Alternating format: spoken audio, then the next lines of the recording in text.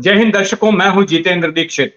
4 PM Maharashtra में आपका स्वागत है। दर्शकों, महाराष्ट्र की राजनीति में लगातार उठापटक जारी है और आज का दिन भी राज्य की सियासत के लिए अहम है, क्योंकि आज शाम को महाराष्ट्र विधानसभा के स्पीकर राहुल नार्वेकर यह तय करने वाले हैं कि असली एनसीपी किसकी है, अजीत पवार की या फिर शरद पवार की। ऐसा ही एक फैसला पिछले हफ्ते चुनाव आयोग ने सुनाया था। चुनाव आयोग के सामने भी यही सवाल था कि आखिर असली एनसीपी चाचा की है या भतीजे की। दरअसल पिछले साल जुलाई में एनसीपी में बगावत हो गई थी और अजीत पवार कई सारे विधायकों के साथ पार्टी से निकलकर सत्ताधारी जो गठबंधन है महायुति का, बीजेपी और शिवसेना का, उसके साथ हो लिए थे और उप मुख्यमंत्री बन गए थे।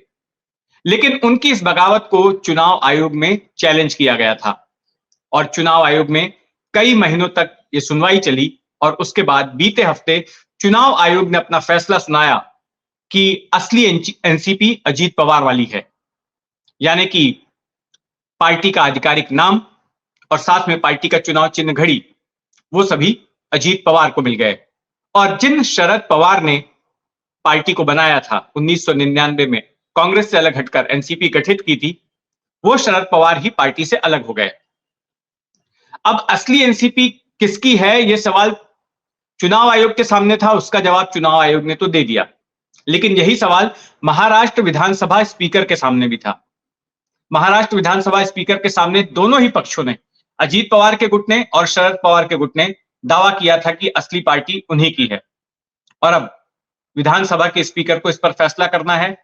उनको सुप्रीम कोर्ट की ओर से मियाद दी गई थी 31 जनवरी की कि आप इस मामले में अपना फैसला सुनाइए।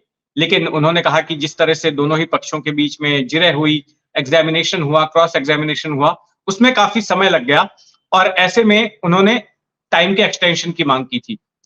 तो फिर और 15 दिन बढ़ा के दे दिए गए और यह कहा सुप्रीम कोर्ट ने कि 15 फरवरी तक आप अपना फैसला सुना दीजिए।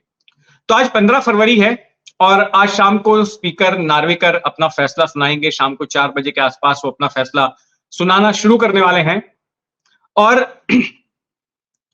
सियासी हलकों में यह माना जा रहा है कि नार्वेकर का फैसला कोई चौंकाने वाला नहीं होगा। हो सकता है कि वो वैसा ही फैसला सुनाएं जैसा कि उन्होंने 10 जनवरी को शिवसेना के मामले में सुनाया था। शिवसेना के मामले में उन्होंने क्या फैसला सुनाया था? शिवसेना के मामले में उन्होंने यह फैसला सुनाया था कि जो एकनाथ शिंदे वाली शिवसेना है वही असली शिवसेना होगी। 2022 में शिवसेना में भी बगावत हुई थी। एकनाथ शिंदे एक घड़ा लेकर चले गए थे बीजेपी के पास और फिर ठाकरे सरकार गिर गई थी। बीजेपी और शिंदे सेना ने मिलकर सरकार बना ली थी और यह सवाल तब भी चुनाव आयोग और स्पीकर के सामने खड़ा हो गया था कि आखिर असली शिवसेना किसको माना जाए। तो चुनाव आयोग के सामने भी शिवसेना के मामले में भी महीनों तक सुनवाई हुई और उसके बाद में चुनाव आयोग ने असली शिवसेना एकनाथ शिंदे की शिवसेना को मान लिया, पार्टी का आधिकारिक नाम दे दिया। इसके साथ ही पार्टी का जो चुनाव चिन्ह है धनुष बाण, वो भी एकनाथ शिंदे को मिल गया। और जिन बाला साहब ठाकरे ने शिवसेना का गठन किया था, वो ठाकरे परिवार यानी कि उद्धव ठाकरे, आदित्य ठाकरे, ये सभी शिवसेना से बाहर हो गए। तो बड़ी ही ऐतिहासिक घटना थी। फिर सवाल आया महाराष्ट्र विधानसभा स्पीकर के सामने। दरअसल स्पीकर के सामने दोनों ही गुटों ने एक दूसरे के खिलाफ दल बदल कानून के तहत कार्रवाई करने की याचिका दायर कर रखी थी। दोनों का ही कहना था कि एक दूसरों के विधायकों को जो है अयोग्य घोषित कर दिया जाए, उनको डिस्क्वालीफाई कर दिया जाए, क्योंकि उन्होंने व्हिप का उल्लंघन किया।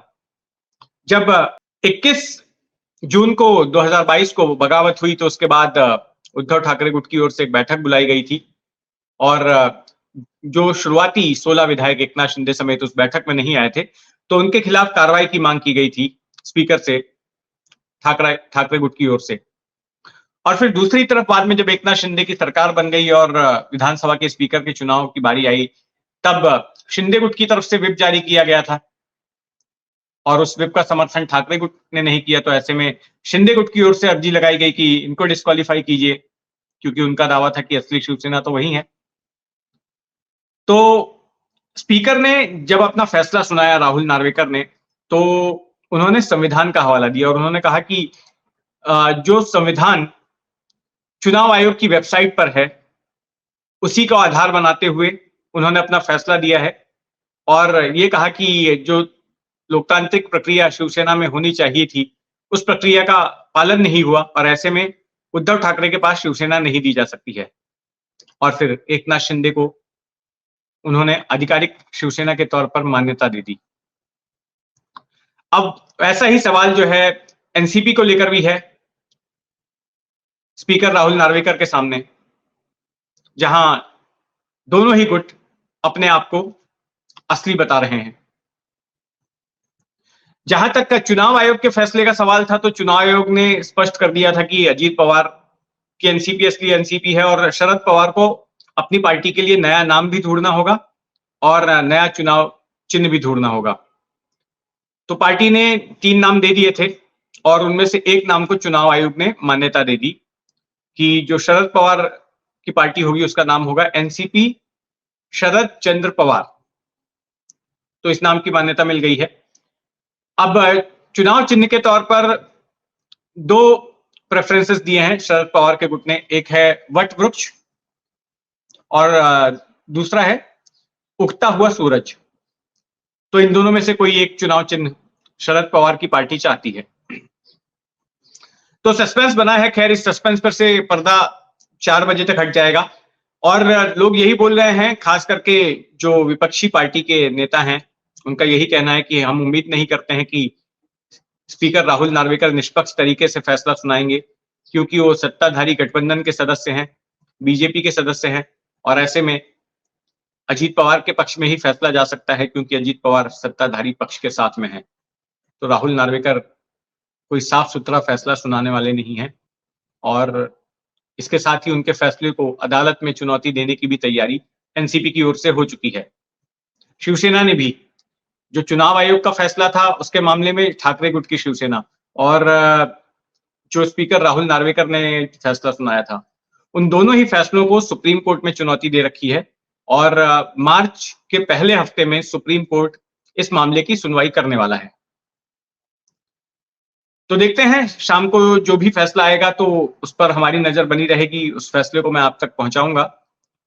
आपको ये खबर कैसी लगी कमेंट बॉक्स में जरूर लिखिएगा और अगर आपने अब तक इस चैनल को सब्सक्राइब नहीं किया है तो फिर सब्सक्राइब कर लें। जय हिंद।